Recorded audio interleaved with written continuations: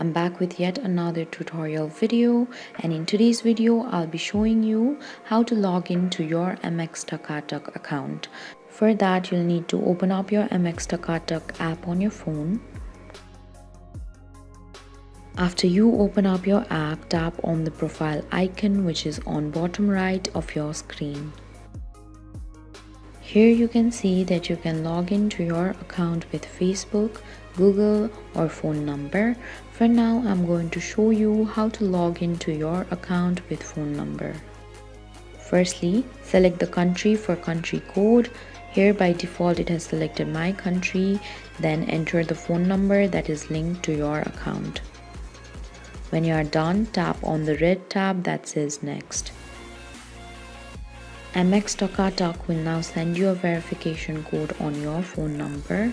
Enter the verification code and then select Continue.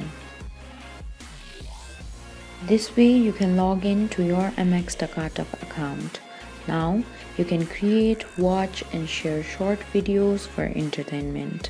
Thank you for watching. If you like this video, please hit the like button. If you want to see more tutorial videos, hit the subscribe button. And if you have something to say, please leave a comment.